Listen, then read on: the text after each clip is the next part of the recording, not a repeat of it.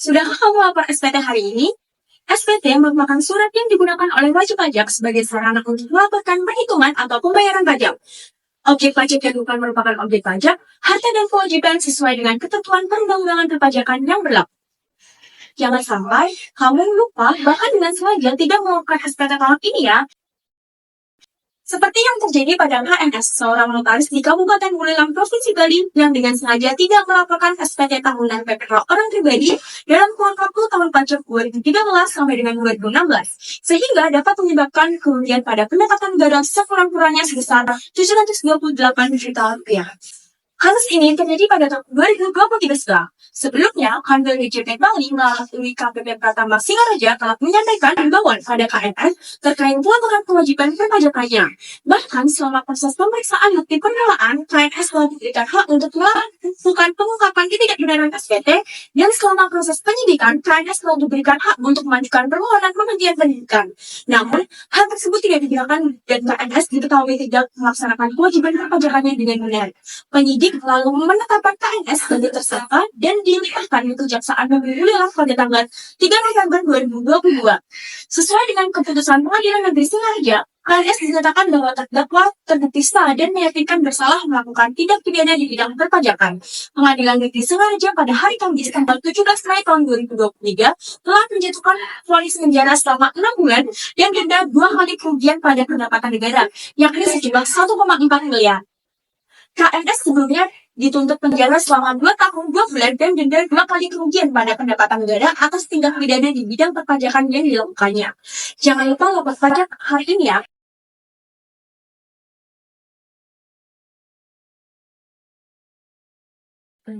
Nih lihat, gara-gara nggak lapor SPT dan jadi kena nilai 1,4 M. Kalian udah pada lapor SPT belum bulan ini? Aku BTW udah dapat email peringatan dari DJP tahu, tapi aku bingung gimana lapornya. Soalnya di tahun 2024 kemarin itu aku ada usaha baru. Kira-kira ngaruh nggak ya? Ngaruh banget lah, apalagi beda formulir SPT itu, beda lagi peruntukannya. Kamu tahu nggak sih jenis-jenis SPT itu ada apa aja? Aku tahunya cuma formulir 1770S aja sih. Emang yang lain udah apa aja? Jadi, formulir untuk lapor SPT PPh orang pribadi itu ada 3. Yang pertama ada 1770SS, yang kedua ada 1770S, sama 1770 aja. Nah, untuk 1770S itu untuk karyawan yang penghasilan bruto per tahun itu di bawah 60 juta. Sedangkan 1770S itu untuk karyawan yang penghasilan bruto per tahun itu lebih dari 60 juta. Nah, kalau 1770 itu buat orang pribadi yang punya kegiatan usaha atau pekerjaan bebas, kayak kamu ini yang punya usaha sampingan. Oh gitu ya. Oke, berarti tahun ini aku pakai formulir 1770 ya. Makasih semuanya. Iya, sama-sama. Emang SPT cuma buat lapor penghasilan tahunan orang pribadi aja ya? Jangan salah, kamu harus tahu dulu kalau SPT itu dibagi atas semua jenis. Yang pertama itu SPT masa dan kedua SPT tahunan. Kalau SPT masa itu dia buat ngelaporin satu masa pajak kayak SPT PPh pas pajak 1 atau 26, 22, 23, 15, SPT masa PPN dan PPNBM dan sebagainya. Tapi kalau untuk SPT tahunan ini buat penghasilan orang pribadi maupun badan. Kalau orang pribadi itu meliputi formulir yang sudah disebutin tadi. Tapi kalau badan dia katanya formulir 1774.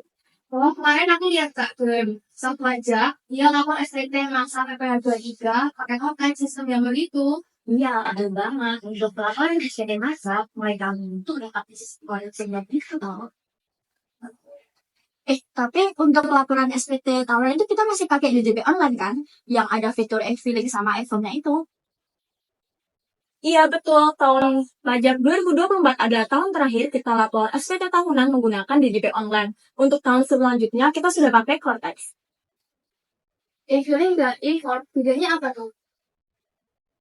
Oh, jadi gini, setahu aku, kalau e-filing itu kita menyampaikan SPT secara online melalui situsnya DJP. Dan itu tuh harus kehubungan internet dan data dan perubahan yang kita simpan itu bisa terupdate di situ. Nah, kalau e-form itu kita ngisi SPT dengan file atau berkas yang dapat dilakukan secara offline. Nah, kalau udah keisi, baru deh nanti kita unggah ke situsnya DJP. Betul banget, kalau kamu laporin pakai form 1770SS dan 1770S, aku saranin kamu pakai e-filing aja. Tapi kalau kamu lapornya pakai form 1770, aku saranin kamu pakai e-form. Oke, Mei. Ini kalau misalkan aku laporin SPT mama aku di gajian bulan depan tanggal 2 April masih bisa kan ya? Astaga, udah telat banget itu, Bre.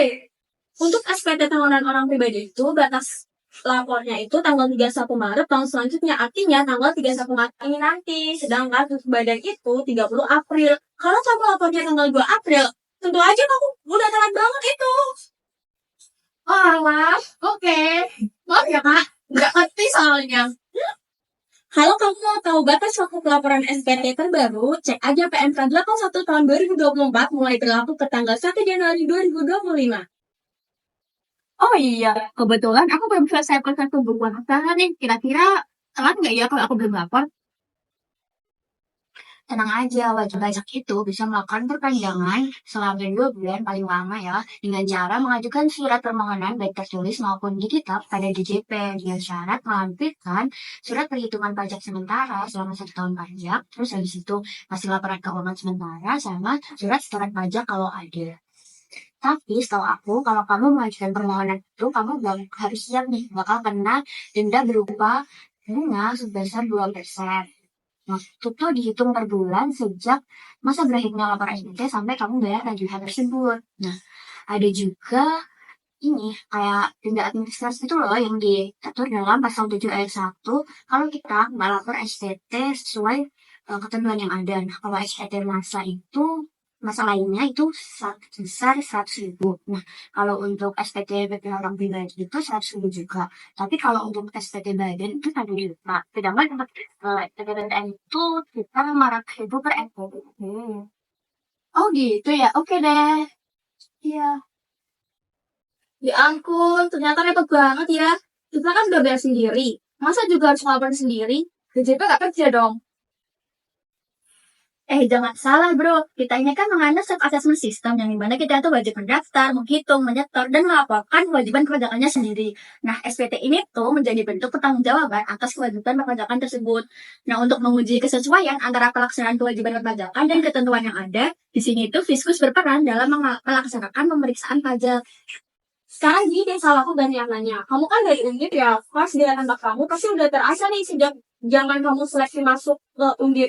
Menurut kamu, SPT ini tuh krusial nggak sih perannya dalam administrasi perpajakan kita? Sebagai anak hukum, kalau menurut aku krusial banget sih kak. Kan SPT tadi kan kayak produk akhir pelaporan perpajakan WP yang mungkin ini erat kaitannya sama pemeriksaan pajak yang dilakukan sama otoritas pajak. Nah, benar banget. Nah, jadi SPT ini merupakan objek dari proses pemeriksaan pajak itu sendiri. SPT digunakan sebagai dasar awal dalam menentukan apakah terdapat indikasi ketidaksesuaian atau ketidakpatuhan dalam memenuhi kewajiban perpajakan wajib pajak itu sendiri. Nah, pemeriksaan dilakukan apabila dalam SPT tersebut terdapat indikasi lebih bayar maupun rugi. Itu diatur dalam Pasal 4 PMK 15 tahun 2025 yang menyatakan bahwa pemeriksaan dilakukan jika wajib pajak mengembangkan SPT yang lebih bayar maupun rugi. Nah, apa sih hubungannya di awal pemeriksaan pajak? SPT digunakan sebagai sumber dalam pengisian nilai-nilai berdasarkan keterangan wajib pajak pada pos-pos yang dikoreksi dan akan disandingkan atau dibandingkan dengan penghitungan yang dilakukan oleh pemeriksa pajak. Oh, jadi kayak gitu ya? Oke. Iya. Caca, tutor dong gimana sih cara ngisi formulir 1770? Aku masih awam banget nih. Boleh, nanti aku kasih tutor sampai jatuh aja nanti. Oke. Kak, kemarin kan aku lewat di Dekanat SVUD. Ada relawan pajak tahu dan terbuka untuk UMKM Kota Semarang. Kakak better kesana aja deh, biar ada yang bantu sekalian minta diajarin sama mahasiswanya. Oh iya, BTW jadwal pelayanannya sampai jam berapa aja? Wait, Kak. Aku kemarin ada lihat posternya di Instagram. Nanti aku share ya, Kak. Ini Kak, lihat nih. Oke. Sudah saatnya kita balik ke ruangan. Udah kelar jam istirahatnya. Yuk. Kenapa? Agak sampai tuh. Yuk.